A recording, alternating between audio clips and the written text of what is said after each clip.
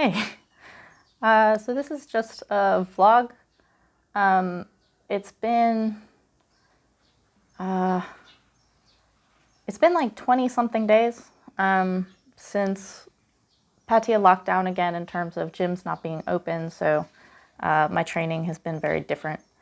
Um, I'm always training very hard in whatever capacity I can, but it always changes things up. And I know that people all around the world have it in very different ways at all different times, and we all deal with this kind of cyclically, or kind of, you know, everyone's dealing with their own kind of lockdown or freedom or getting back to their gym or having to train themselves or any of these things. And it's hard. It can be very mentally and emotionally draining to have this kind of accordion effect of impacting your training or taking away your training. I do have an at-home workout from last year when we were in Chiang Mai and then came back to Pattaya, and I was doing at-home workouts because everything was locked down. So there's a playlist on YouTube that's free if you guys want ideas for at-home workouts. Those are some of the things I was doing last year. Lately now I've been working a lot of my own stuff. I'm going to do a technique vlog really soon because I think I broke my right hand again. The reason I'm saying I think is because I won't go to a doctor to get an x-ray, and that's really the only way to know. But I went to a physical therapist to get some, ultrasound to break up some of the inflammation, and they use like electricity and stuff like this. And this physio was like, "Your hand is broken." So that doctor says my hand is broken, but without an x-ray, you can't know for sure. So I've really been using my left hand almost exclusively, leaving my right hand out of everything on my own work. So that's tricky. But it's actually been really cool. I'll talk about this in that technique vlog rather than here, but it's been an interesting and kind of cool development. But one of the reasons I decided to do this vlog that I'm doing right now had to do with me being one-handed for the past, I think it's 3 weeks. It might be a month by now, but I think it was only 3 weeks. It's probably a month. Coming up on this Sunday is probably a month. But I feel way, way, way more aware of myself. And if you guys have been listening to me for a while, or if you've been watching my technique vlogs, I talk a lot about knowing where your foot is, knowing if you're off balance, knowing whether or not you're coming up on your toes. Really, it's this kind of like G.I. Joe, knowing is half the battle thing, which is like anything that you're trying to fix in yourself, just being aware of it first is really the main thing. Being aware that you stop between movements, being aware that you aren't breathing when you're doing pads or something like this, like just the awareness. Going from nothing to something is really the biggest growth you'll ever have. And then everything after that is like super incremental. Just becoming aware of yourself and knowing what you're doing is the biggest step in correcting anything that you're having a problem with. But on top of that, it's also the only thing that will allow you to self-correct rather than always relying on a trainer or a teacher to be pointing out to you whether you're doing something right or wrong. When you're a beginner, or when you're not aware of yourself, which sometimes you're not a beginner and you're not aware of yourself, but in your path, if you constantly or only have the capacity to do something and then look at your trainer and see whether or not it was correct, this is going to be a very long road. And some people have very long roads. I have a long road. So my path is a long one. Some people have shorter ones. Mine is very, very long. But I've noted that I've become really way more aware of myself in lots of these things. I was throwing a punch, like a combination that started with a hook. And again, everything is left side. So like I have to like not recorrect, but I have to like come back off of everything in order to throw that same side, rather than if you throw something, then you can come back in this kind of like torquing thing. If everything's coming from one side, you have to come back a lot faster.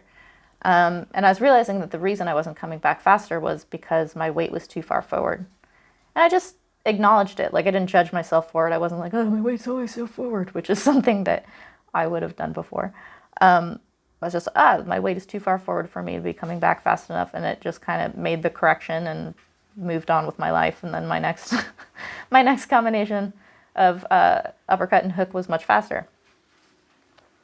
It happened to be that same night when I was kind of like applauding myself for being way more aware.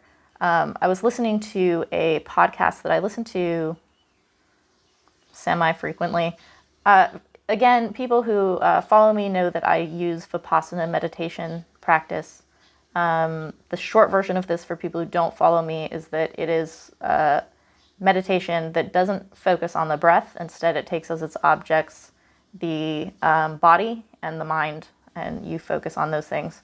You focus on those things in completely mundane scenarios. You don't want to put yourself in some kind of I'm about to be really mindful situation. So you don't want to sit in any particular way, like in your like posed, with your fingers touching, blah, blah, blah. I don't mean to say that in a mocking way. That's just a different kind of meditation. You sit the way you sit. So if you like man spread on your couch, that's how you sit when you're doing Vipassana meditation, because you really want to be in situations that you're in all the time, because the point in focusing on body and focusing on mind is that by taking those objects as the point of focus in this meditation, by monitoring them, you actually create, they call it the knower. But what observes the body or what observes the mind, this consciousness, that's the knower. And it kind of like arises out of paying attention to something. So if you're just like going around doing whatever you do, those things are not happening. Your body's doing what it's doing, your mind is doing what it's doing. But the moment that you're like, it's a little bit like that movie Memento when he's running and all of a sudden he's like, oh, what's happening? I'm chasing this guy. And then he's like, oh no, I'm running away from this guy.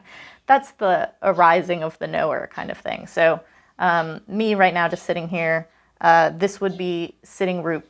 So this is a position of Vipassana. There's sitting, standing, walking, and laying down are the four gross, meaning like main positions as you're starting out. And so just observing that that's happening, the knower starts to know those positions. So right now, the sitting position is known. I'm not going to get way into this because I'm not going to teach you how to do Vipassana. I can link the podcast that I was listening to that's a very, very, very good introduction to this. But in this introduction, the woman speaking is describing the importance of this practice is that every time the knower arises, so every time the position of the body is known, meaning it's observed, is acknowledged, or a phenomenon of the mind is known. So boredom is a natural state of the mind, but realizing, Nama's bored, Nama's mind is Nama's wandering. There's a bird chirping. There is the capacity to hear a bird, therefore Nama hears. Nama's not trying to hear, Nama's not awesome for hearing, it's just birds make sounds. There is a receptacle to hear sound, and so sound is being heard, Nama hearing. It's like that. That's really what's happening in what has developed in my training. And I think it comes from my Vipassana meditation. I've been doing it for, I'd have to look it up, but I think it's been about 3 years now, which is actually amazing. And really, the point is just to practice as much as possible, because by making the knower arise in these states that you're usually in, then awareness of those states strengthens and strengthens and strengthens. So basically, there are defilements, there are things that you don't want. Things like if you have desire or if you have disgust or discomfort and you don't know it, that can lead to things like anger, frustration, kind of defilements that you do not want to be in those states. And because you don't know the state, you can't get out of that state. So if your mind is wandering and you don't acknowledge that your mind is wandering, you can't really pull it back to any kind of focus. And I was thinking to myself that this knowing of being off balance, or knowing where my foot is, or knowing like, oh, if I put that step just slightly outside of where it is, my balance will be better. Or yesterday on my way home from training, I was actually going to make a vlog and cry a lot because I was really frustrated I might cry already. I'm in a very like emotionally volatile state, and I'm gonna say that it's not because of, but it is definitely more volatile because of Sang Tianoi having passed away. Yesterday at 4 p.m. was Sang Tianoi's cremation ceremony. I wasn't able to go, so I was watching on my phone like a live stream,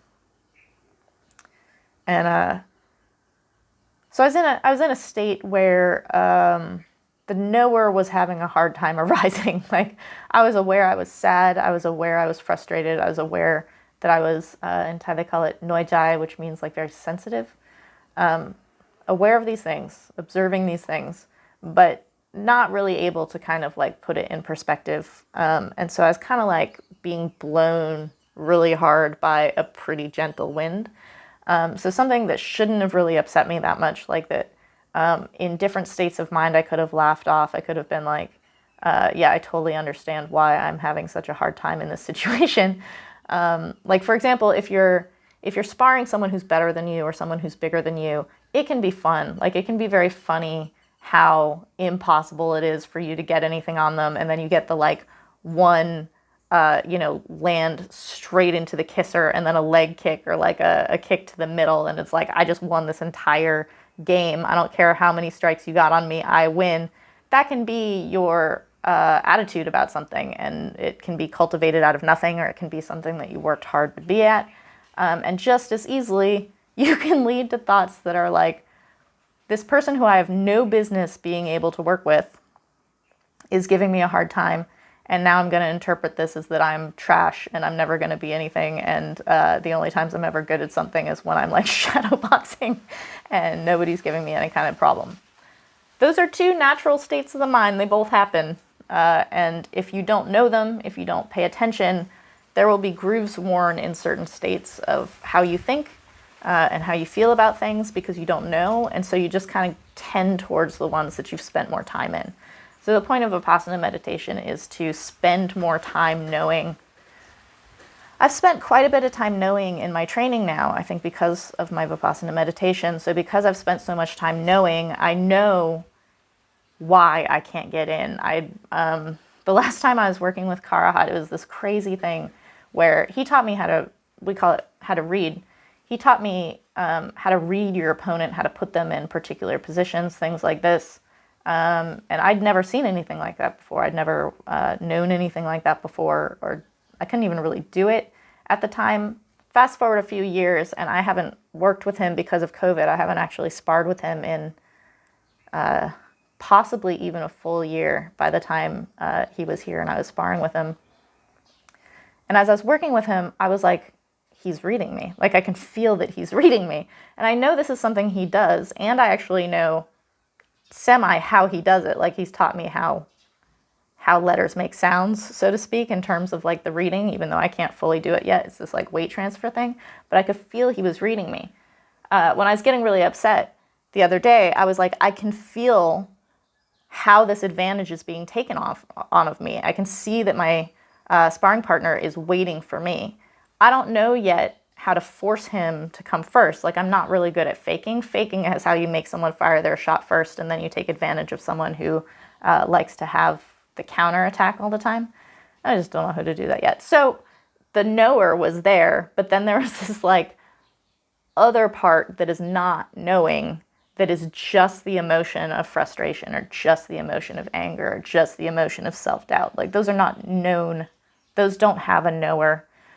Knowing that I was feeling that good, but really knowing how that arises, like why that defilement is there, is actually way more kind of undefined, right? So like desire is a defilement and it has many, many different forms. So if you're feeling desire, it can actually be one of these things that's like aversion or disgust, like you hate something and you want it to go away and it goes away and you keep thinking to yourself, how do I keep it away from me? This is a defilement. This is desire. You're trying to desire this, like, stay off of me. I desire to stay in this state, and things don't stay that way. So this is a very long vlog about how I have made great gains in knowing, in training myself in the state of knowing. And yet I have very, very, very far to go in terms of finding a more equanimous mind with which to know those things, so that I'm not judging myself and crying about these things and crying on my way home from training.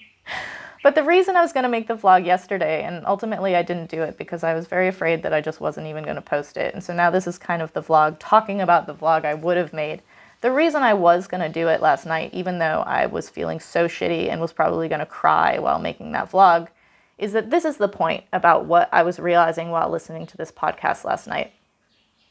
The whole point of Vipassana meditation, and actually a lot of the whole point of Theravada Buddhism and kind of Dhamma, is learning your mind. The point is to learn your mind.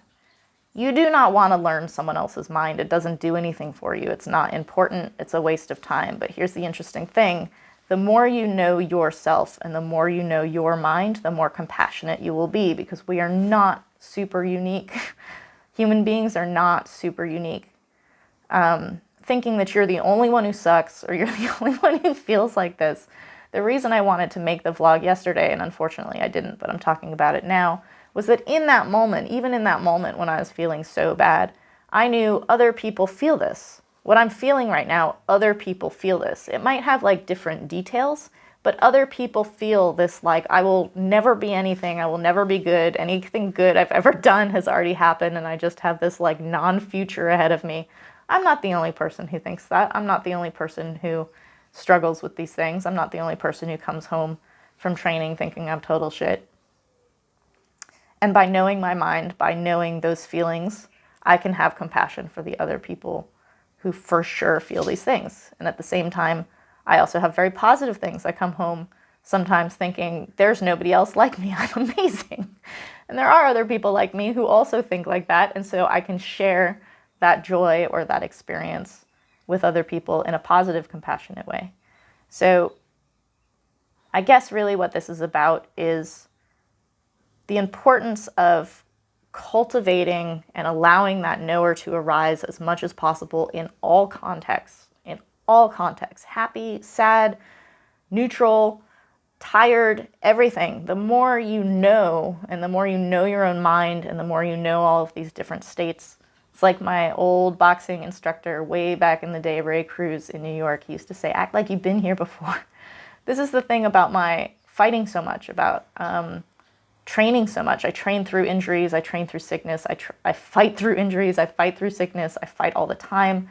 I've lost more times in my career than lots of actually quite prolific fighters have ever fought at all. I've tied more than some people have ever fought. I have a lot of fights.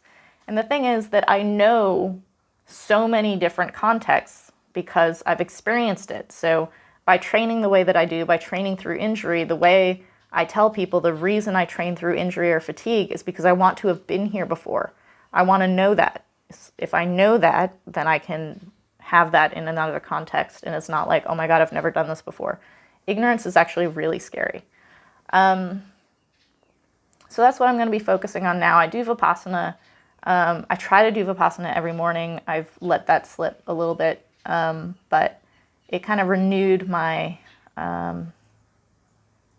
focus, I guess, in terms of understanding a lot of the point in why I do that. I do it to kind of like not be a total wreck emotionally, but allowing myself to be really sad, to just kind of like see that, to let the knower arise, that sadness is there and that it's okay, that it's a phenomenon of the mind, it's a natural state, rather than fight against it, like you have to stop being sad.